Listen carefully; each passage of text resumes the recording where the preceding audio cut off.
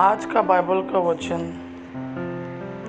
एजिकल का ग्रंथ अध्याय 47 वचन 1, 2, 8, 9, 12।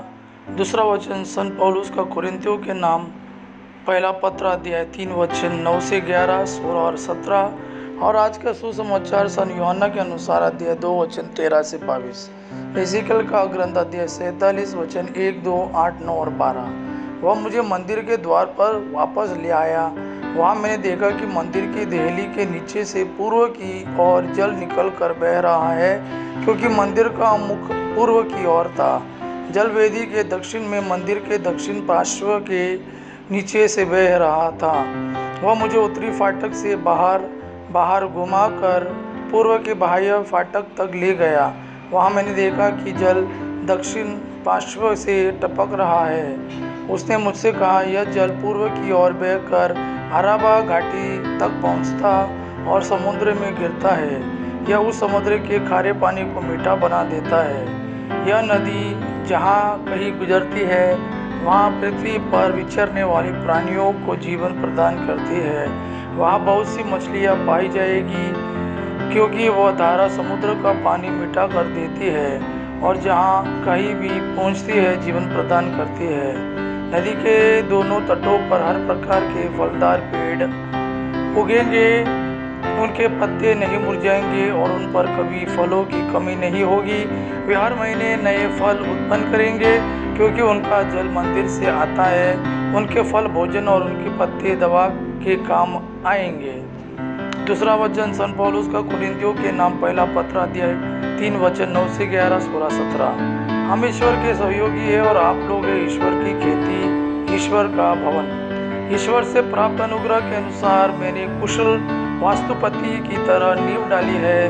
कोई दूसरा ही उसके ऊपर भवन का निर्माण कर रहा है। हर एक को सावधान रहना है कि वह किस तरह निर्माण करता है।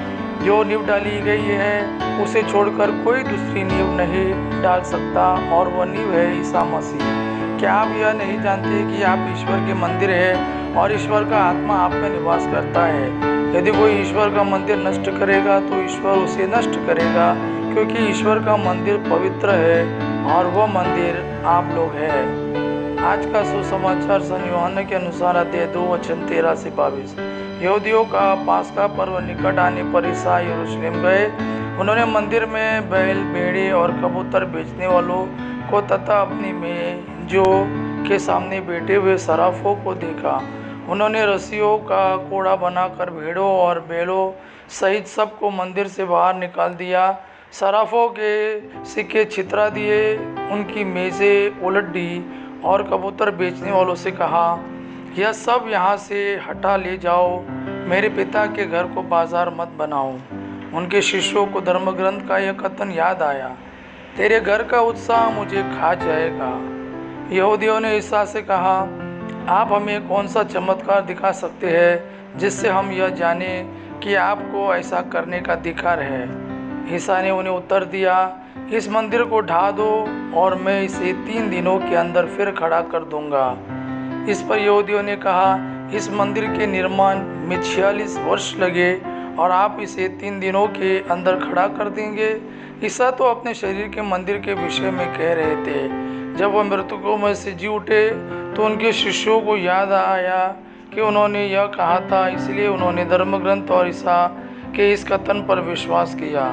यह प्रभु का वाणी है। प्रभु को धन्यवाद। आबा पिता की महिमा और पुत्र यीशु का प्रेम आप पर सदा सर्वदा बना रहे। आमीन।